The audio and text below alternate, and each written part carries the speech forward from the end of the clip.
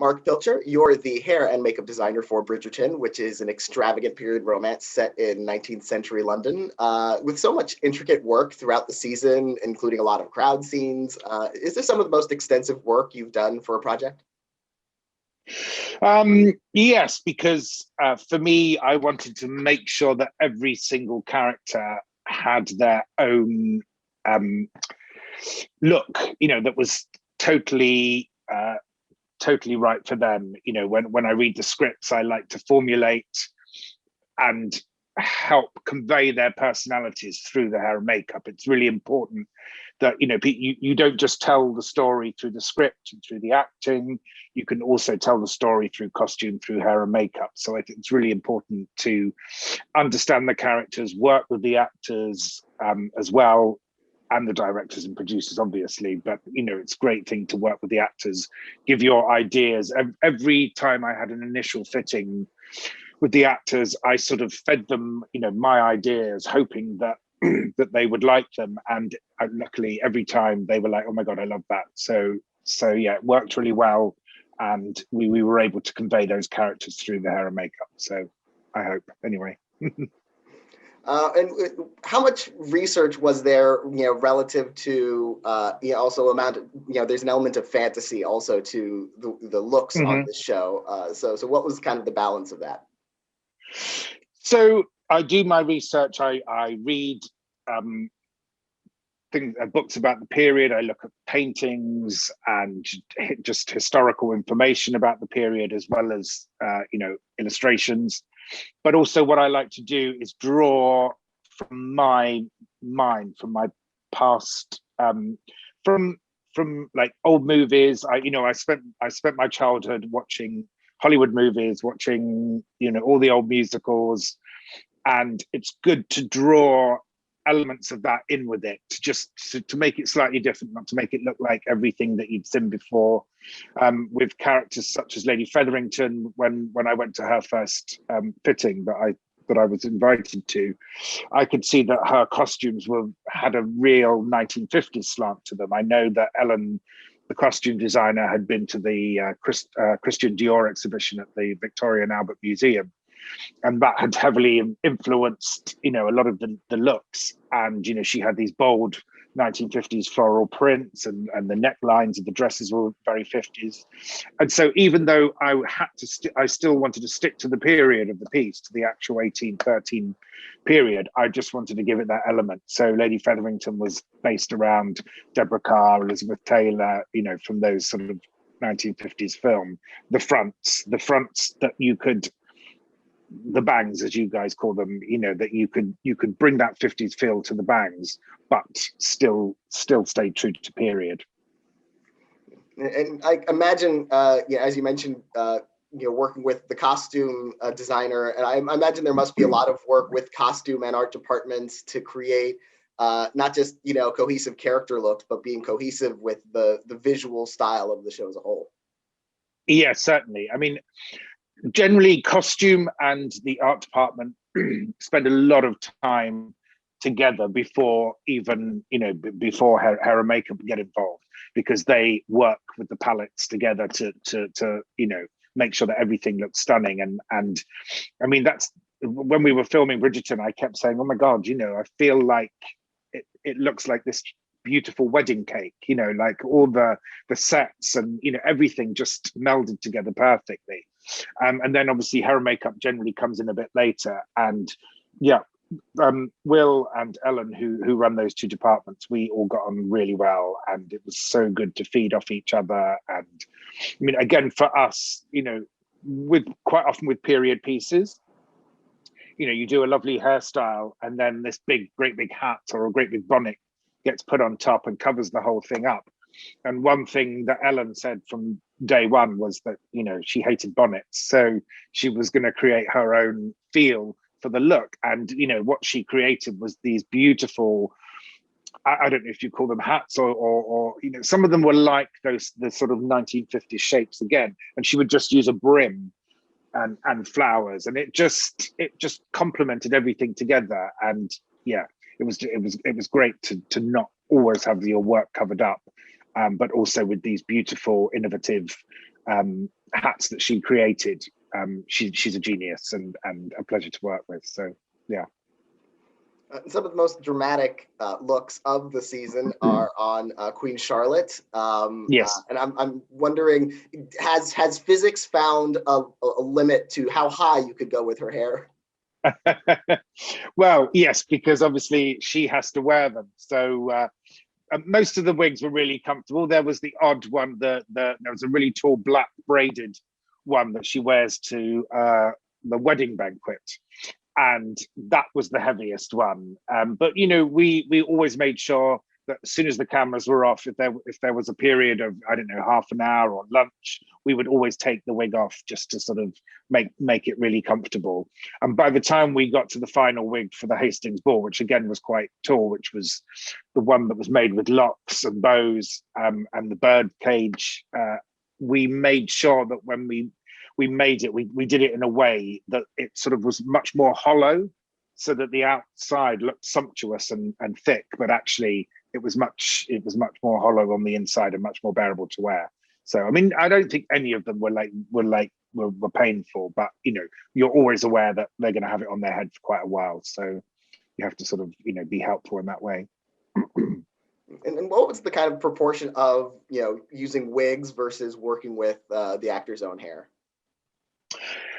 Generally, I like to sort of kind of use half and half, but with Bridgerton, it just happened that we ended up needing so many wigs because either the actors, possibly their hair length wasn't long enough, or say with the Featherington sisters and Lady Featherington, in the books they're all redheads, and the producers and writers wanted to keep this up.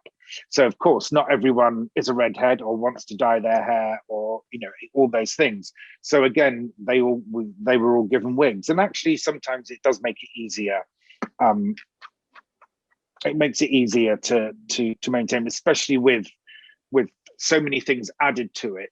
It's quite often easier to pin something onto a wig than it would be to their own head, especially if it's the things like Lady Featherington. She would have these amazing basket weaves, aerodynamic basket weaves, and it's just easier to attach to a wig than it is to a real head of hair. And you mentioned the Featherington women with their red hair, and those characters also have the very saturated colors in their wardrobe. Yes. What was it like working with working on those looks of that family? It was great, actually, because they're so outrageous. So we were constantly online buying little bits of like hideous jewelry, these sort of really gaudy, multicolored gold costume jewelry, and going, oh my God, that looks so good in Lady Featherington or in Philippa's hair.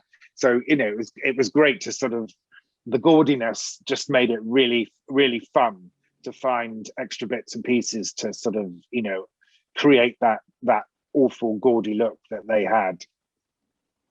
And in contrast, the two central characters, Daphne and the Duke, they have very, kind of more naturalistic, subtle Yes. looks to both of them. Is that, in a way harder because you're trying to create something very nuanced as opposed to other characters where you can just go big? No, not necessarily. I mean, with Reggae, he really, we kind of, the period thing was kind of thrown aside. It was agreed with everyone that he should, have the stubble, which of course is really, nobody in that period, especially a duke, would have gone unshaven.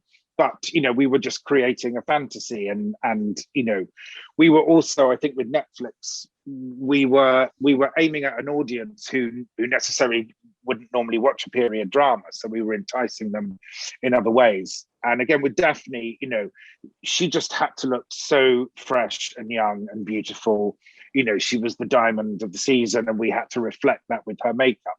And also, it's with her hair, she had these beautiful hairstyles, but everything was just small and neat, so that you're always concentrating on her face. It helps to keep them, looking young and of the period, but also, she was this, blushing young girl coming out for her first season, so you just want to keep her as fresh as possible. And with the show like Bridgerton and a lot of period shows and movies, the eyes always go to the women, with hair, makeup, and costumes. But what kind of work went into the male looks, like the older Bridgerton brothers, distinguishing them and their personalities? Yeah, each of the boys, obviously we want them to be as noticeable as the girls. They're handsome boys. We want to maintain that. So yeah, there was quite a lot of work each morning. Every boy was blow dried. We would blow dry their hair. We would use like sea salt sprays and mousses to create those quiffs, and then we would tong the hair, and quite often add, like, some of them had fake sideburns, so we would glue on the sideburns, dress out the hair, makeup, and just to create that really handsome image. And say with characters like Prince Friedrich, Freddie is a really handsome boy, but what I wanted to do with him is I didn't want to make him look more handsome than the Duke, because as much as you want him to catch Daphne's eye, I wanted to keep him slightly more period. So that was my intentions with him, so that he wouldn't, literally sort of deflect her away from the Duke. And with so much, so many big crowd scenes, a lot of big set pieces on the series, is there a scene or an episode that you're especially proud of having executed that maybe required especially creative, extensive work? Yeah, the one I've been asked to choose a few times for award things, or just to make commentaries over, is the end of episode 3, where Daphne, we had this brief that Daphne should arrive at the ball, and everyone had to gasp. So, and in that scene, we also had Cressida Cowper, who was one of the actors that I looked after, and I had this vision with her because we had the Prince's Ball and she's dancing with Prince Friedrich, and I had this idea that I wanted her hair to reflect, to look like a crown, basically. So I braided the hair with wires and sewed pearls onto every section. It took quite a few weeks to create this hairstyle, but I wanted her to have this crown that he would look at her and sort of go, "Oh my God, maybe I'm following the wrong woman." She was trying to entice him with that way. So that was great to sort of elaborate with that. And also, again, like you said, with the crowd, there were we had many wigs in this scene, because you have the ladies in waiting to the Queen as well as the Queen. And yeah, it's everyone either had a hairpiece or a wig or a bit of fake facial, or everyone had something in that scene. And for your work on the show, you were already nominated for your makeup by the Makeup Artists and Hairstylists Guild, and you won for your hairstyling. Yes. And you've been in that position before with the Guild. And how does it feel to be kind of recognized by your peers after that work is done? Is it really gratifying and validating? Yes, it's wonderful. It's so nice. And the one thing I was really gutted was that we couldn't come over and attend the ceremony this year. It would have been amazing, but everything got in the way. But yes, it's so wonderful. I think with particularly those kind of awards is the fact that you're nominated by your peers, that it's their appreciation, not just of other people. It's actually people that do the same thing as you, and I think that's really heartwarming to know that people support you in your in your fellow industry. Yeah, it's wonderful. And you also earned an Oscar nomination for Mary Queen of Scots, and yes, that's also a very grand kind of production, but more so grounded in realism as opposed to a Bridgerton. So, what's the difference working with a period and trying to stay very grounded to it, and being able to kind of let your imagination run? Yeah, it was great. We with Mary Queen of Scots, we obviously stood much more to the period. We didn't sort of add any other influences. And for me, I was really lucky because was able to look after both Saoirse and Margot, which normally probably wouldn't happen if you had two leading ladies in the film. But because of the nature of the storyline, they were never in at the same, well, apart from the one scene when they meet, they were never in at the same time. So for me, that was amazing because it enabled me to do them both. But obviously that also meant that I had twice the amount of work. So because each lady had so many different looks. Margot had 10 wigs, Saoirse had 2, but she also had like 1,000 frames and different variations of that to achieve. So yeah, it was a joy to do that film. I mean, it was a joy to obviously be nominated, but it was I never dreamed when we were doing it that it would become, you know, that would actually happen. But we just loved it because it was so creative. And, you know, we got to film in Scotland, up in the Highlands of Scotland, which is like the most beautiful place in the world. And whilst you're there, you just have these images of what it would have been like, you know, in the actual period when it's set. It would have been amazing to have been there in all those old castles. Very cold though. And, you know, doing hair and makeup is such an intimate process with you know, actors. I'm wondering how challenging that is, you know, since obviously COVID has changed the way, you know, everyone has had to interact on sets. Yes, yeah. I mean, it's, you know, in a way, it's actually been really good on the jobs I've done so far, because you're so looked after, you're tested all the time. You actually feel almost so much more safer than you would be if you were at home. You know, the protocols around, even on set, you know, if you're doing a scene with the actors and you've got 20, you know, or 100 extras, you know, it's the whole mechanism has been sort of so high to keep that machine rolling, to make sure that that we don't stop production, everyone's tested, you know, masks off at the last minute. It's really it's been a well-oiled machine, really, and it's been great. Well, I want to congratulate you on your work on Bridgerton and the recognition you've received for it. Fingers crossed, recognition to come. And thank you so much for joining me today to talk about it. Thank you so much. It's been a pleasure. Lovely to meet you.